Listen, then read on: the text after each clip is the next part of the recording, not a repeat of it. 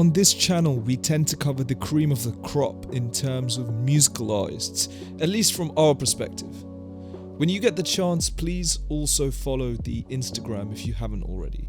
It would mean a lot.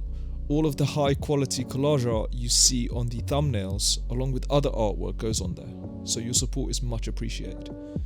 We've made videos about undeniable legends and geniuses such as Kanye, MF Doom, Miss Lauryn Hill and Jay Dilla, so you may be asking yourself, why is today's video about a pop rap duo that hasn't affected the public consciousness in almost 3 years? I hope to answer that question at the end of these few minutes. Now, beginning their careers as teenagers, the Tupelo, Mississippi-based brothers known as Jxmmi and Swae exploded in 2014.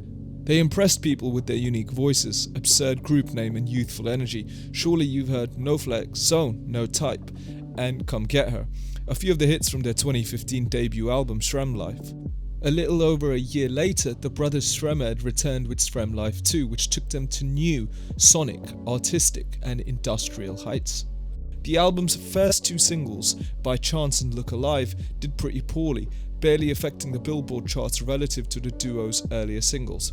It took the miracle of the album's 3rd single, Black Beatles, and its unexpected virality to rocket Jxmmi and Swae to number 1, alongside the recently decarcerated Gucci Mane. When I first heard Sremmlife 2 at the time of its release, I was pretty unimpressed and didn't give it much thought at first.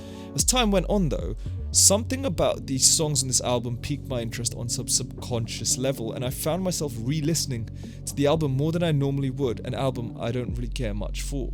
Naturally, the question had to be asked, wait, do I love this album? The answer was a clear, resounding yes. So why?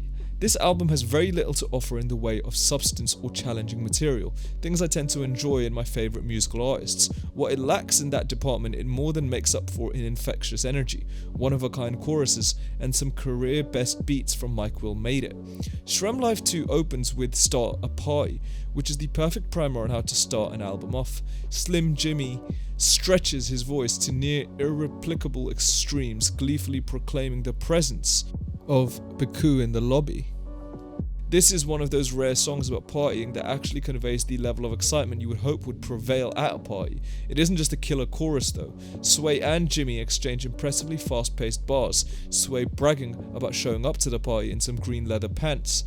Jxmmi retorts, got your main girl on a bean and the lean, shaking like a walking tambourine for the green. Despite starting off on an insane high, the album supplements energy for great songwriting on the next few tracks. Real Chill featuring Kodak Black has one of the most bizarre choruses I think I've ever heard on a pop rap song, and somehow it works. By Chance, the album's first single, is also a bit more downbeat, also seeming to defy traditional verse. Swae raps like he's struggling through a DMT trip, fighting with Herculean effort to open his mouth wide enough to deliver the words. And am I crazy, or is Look Alive essentially just an amazing synth-pop song? I've had this song's hook stuck in my head for like 5 years now and I never tire of it.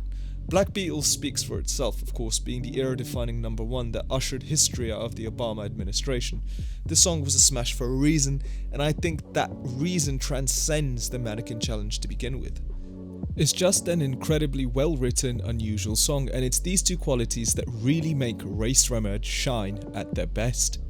Then they bust out the legendary Juicy J for the raunchy early 2000s throwback Shake It Fast, which definitely sounds as if it's inspired heavily by the similarly titled hit from Mystical and the Neptunes. Immediately afterward, Lil Jon is brought in for Set the Roof, which was co-produced by Mike Will and DJ Mustard. This one is another early 2000s throwback with the sound of Lil Jon's voice serving as its own nostalgia siren. If you've been listening to the album so far and have not had any fun, I'll be honest, I do not want to meet you. I think the next few tracks are where things kind of hit a lull. If this album was an EP consisting of just the first 7 songs, I would honestly be considering calling this a 10 out of 10 listening experience. However, there are 4 more songs and none of them are as strong as the first 7. I do quite enjoy the catchy, more serious Came a Long Way, as well as the psychedelic low-key closing song Do Yoga. This may not have been the most convincing or timely argument. Don't worry, we're soon getting back to regularly scheduled Galaxy Brain video essays that overanalyze every lyric to every song.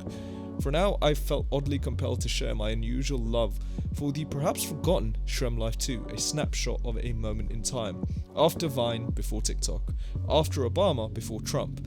After To Pimp a Butterfly, before COVID-19. This is how you start a party. Thank you for watching.